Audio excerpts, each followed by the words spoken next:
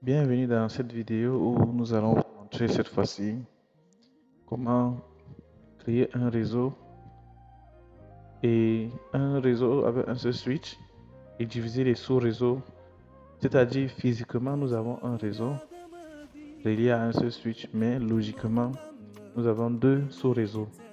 Nous allons commencer comme dans l'autre vidéo avec la construction de notre réseau. Choisis d'abord les machines. Je vais mettre la vidéo en pause et placer les éléments.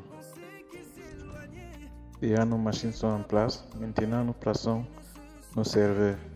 Nous avons 4 serveurs dans notre cas.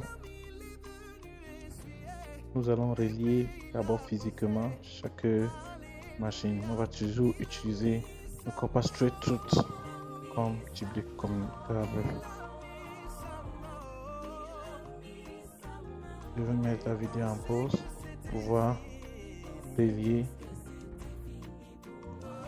Nous avons déjà relié physiquement nos composants, nos matériels, mais vous allez constater que les liaisons sont vertes justement parce que ils sont tous reliés dans un même réseau.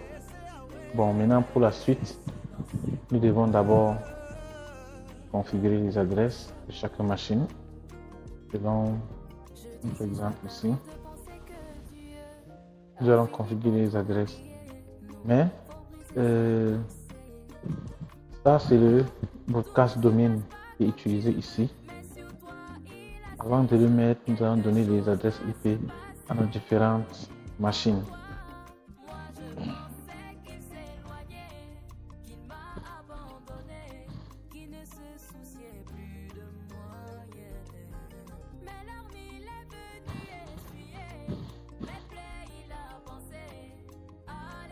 Je vais m'inspirer de cette adresse et nous allons commencer à 1, 1, 1, 2, 1, 3, ainsi de suite.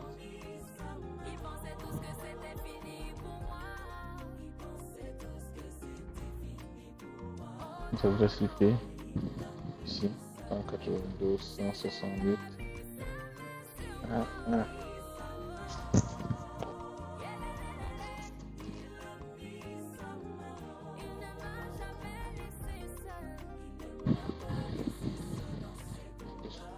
Je pense que c'est bon. 192, 168,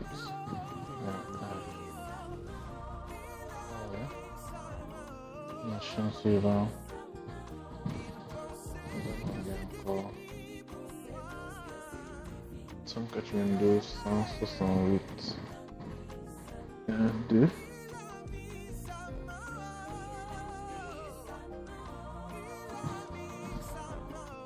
Comme je disais dans la vidéo précédente, n'oublions pas d'activer notre câble ici afin de permettre, notre port, on active notre interface de port afin de permettre la communication dans le réseau. Et également ici, nous allons activer nos ports. Là c'est activé, lui aussi activé, là aussi activé. Bien. Maintenant au niveau de notre serveur, nos serveurs également contiennent des adresses. Et dans notre cas, voyons un peu ce qui est dit 10.1.0.0. Nous allons utiliser 10.1.0.1.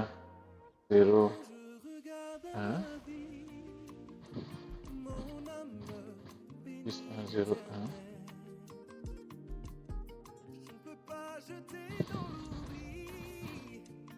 Deuxième serveur 10.1.0.2.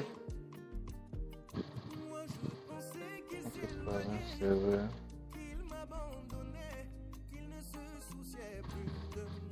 10.1.0.3. Notre quatrième serveur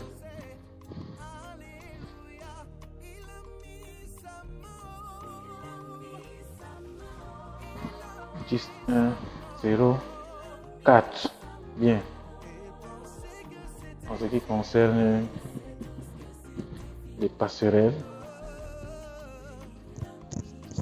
étant donné que nous avons déjà deux réseaux, si nous ne précisons pas de passerelle, impossible que les machines du premier réseau communiquent à l'autre réseau. Bien, nous allons évoluer avant d'arriver à cette étape-là.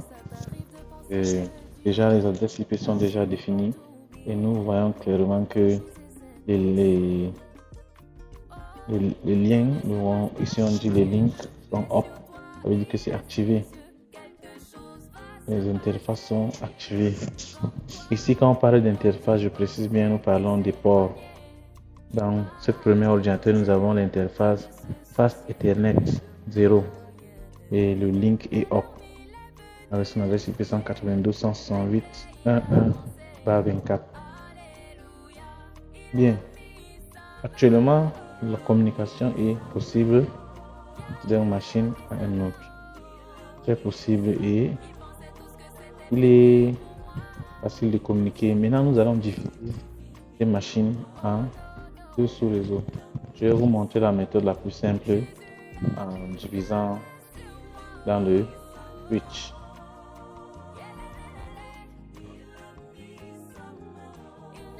Nous allons à VLAN Database.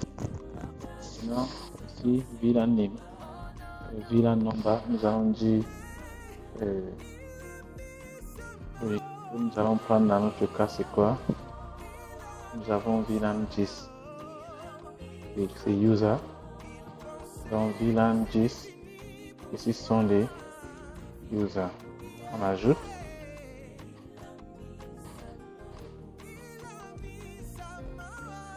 Je vais déjà ajouter ici. Nous pouvons voir name user.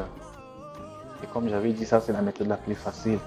Ceux qui aiment utiliser les invites de commande, je vais ajouter VLAN 20 en invite de commande. Voilà ce que nous allons faire. Tout d'abord, quand nous allons en mode CLI, nous apparaissons d'abord là. Bien, nous allons commencer par taper le code enable, ce qui nous permet la configuration. Maintenant, nous allons dire configure terminal et ça nous dit d'entrer les commandes ligne par ligne. Qu'est-ce que nous allons faire? Nous allons voir que en le faisant manuellement, qu'est-ce qui s'est passé? Ça a dit ici, nous avons eu VLAN 10. Donc dans configuration, nous allons juste dire VLAN 20, puisque c'est ça que nous avons là. Et nous tapons entrée. Ça a accepté, ça a créé le numéro 20 de Virtual Local Area Network. Et maintenant, nous allons ajouter le nom. Nous allons dire name et c'est server.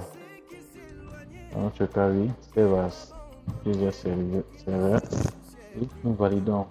Bien, notre VLAN 20 a déjà été créé. Nous allons quitter. Et si nous vérifions maintenant dans la configuration physique, nous allons voir que les deux VLAN ont été créés. Voilà le 10 que j'ai créé manuellement et le 20 que j'ai créé avec. Bien, une fois que c'est fait, à nous maintenant de choisir, comme je l'ai dit tout à l'heure, là je vais le faire physiquement. Notre premier port qui est Fast Ethernet 1 connecte quoi? Ça connecte le serveur-ci.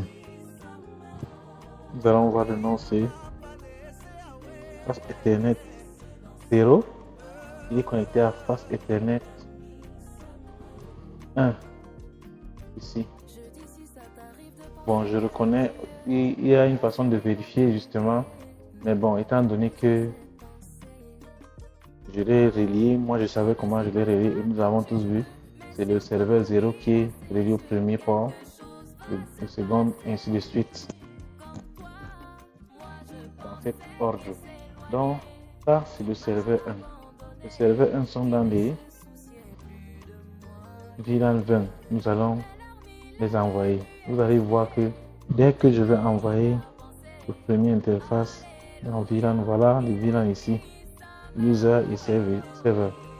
Nous allons dans server automatiquement le lien sera rouge parce que justement, il n'est plus dans le même réseau que les autres. Le 2 également, c'est un serveur rouge. Nous allons prendre serveur. Le 3 également. Nous allons prendre serveur.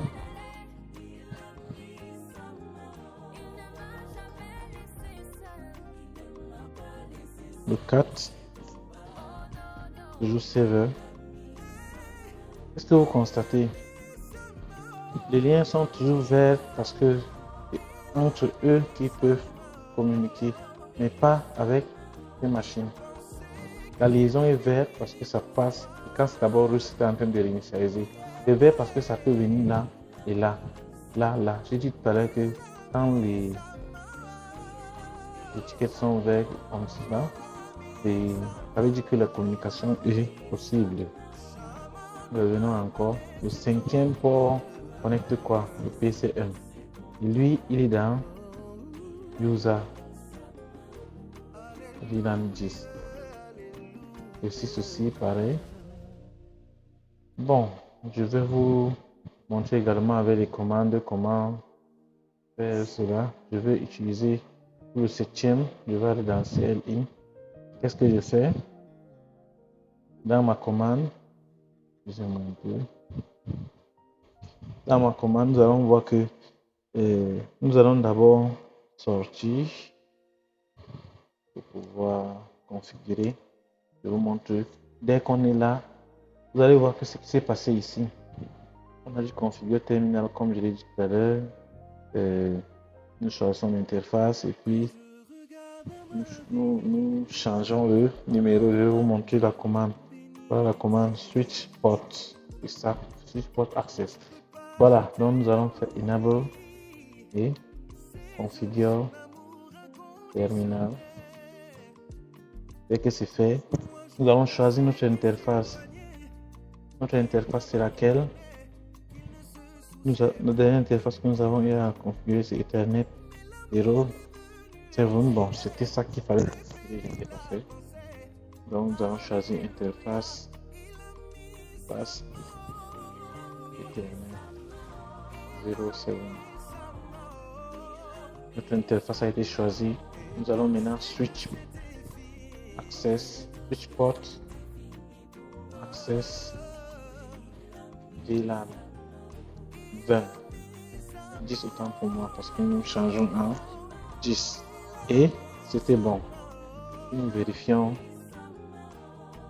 ici dans la configuration. Nous allons voir que notre port s'est changé déjà en 10 qui est user. Donc ça c'est pour ceux qui veulent utiliser les invités de commande et de la configuration manuelle. Bien, nous allons continuer et nos deux réseaux ont déjà été créés. Si nous vérifions bien, je vais essayer de les séparer. J'ai une couleur ici.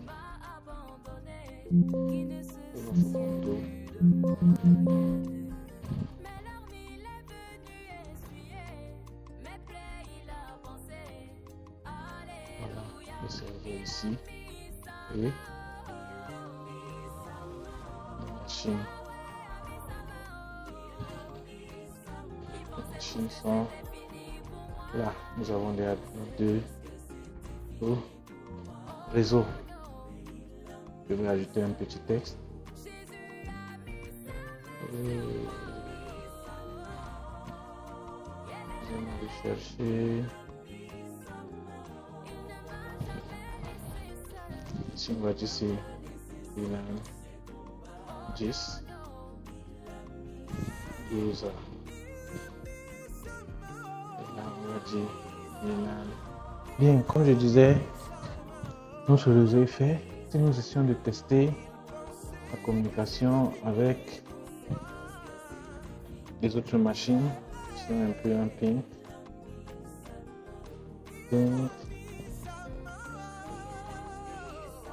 192, 168, étoile 1, étoile 2, ça c'est machine.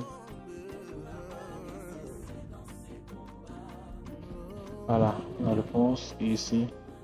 Package send for, receive for. Parce que justement, dans le même réseau, ils peuvent facilement communiquer. On a pu avoir des résultats. Et si nous changeons maintenant en 3, on se dit pour la prochaine machine, ça nous renvoie toujours package send for, ici, receive for. Ça veut dire que la communication est bonne. Maintenant, on va tester la communication avec un serveur. Dans notre cas, notre serveur-ci, l'adresse IP 10.1.0.1. Et nous allons donc mettre le ping pour 10.1.0.1. Et qu'est-ce que nous aurons comme résultat? Request timeout, erreur. Pourquoi? Parce que nos deux réseaux sont déjà séparés. La première machine ne peut pas communiquer avec la deuxième. La seule façon de les faire communiquer, c'est d'ajouter les passerelles. En ajoutant les passerelles, le premier sous-réseau peut communiquer avec le second sous-réseau. Et nous voyons que le résultat c'est package send, false, receive 0, lost, false. Ça veut dire que aucune communication possible entre les deux machines. Tout à l'heure, je vous ai montré deux façons de tester. Si nous voulons tester par message, nous devons définir, c'est-à-dire comme cela, nous devons définir le type de paquet ici à tester. Parce que là, ça sélectionne tous les... Mais si nous voulons vraiment le tester, nous devons choisir. Bon, nous n'allons pas perdre de temps à faire cela. Et pour continuer,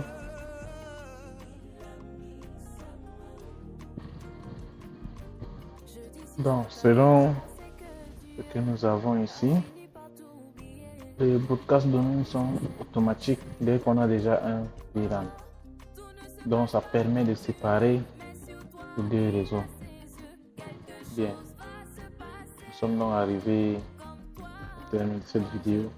Comme je le disais, pour envoyer un paquet de cette machine là, c'est impossible car ils sont déjà automatiquement dans deux réseaux différents. Et pour faire communiquer, nous devons ajouter les gateways. Les gateways permettent de passer de là d'une machine à une autre. Je vous remercie pour cette vidéo. Si vous avez je vous remercie d'avoir suivi cette vidéo. Si vous avez des questions, veuillez laisser un commentaire. N'oubliez pas de partager à vos camarades, amis qui veulent connaître comment utiliser Cisco Packet Tracer. Et pour un petit détail, Cisco Packet Tracer n'offre pas beaucoup d'options. Et il y a d'autres logiciels de simulation tels que Netcracker qui permet beaucoup de variations, qui donne beaucoup de variantes, qui permet de choisir le modèle, les types de cartes mères, les types de cartes réseau, et ainsi de suite. Donc, si vous avez d'autres questions, veuillez laisser un commentaire.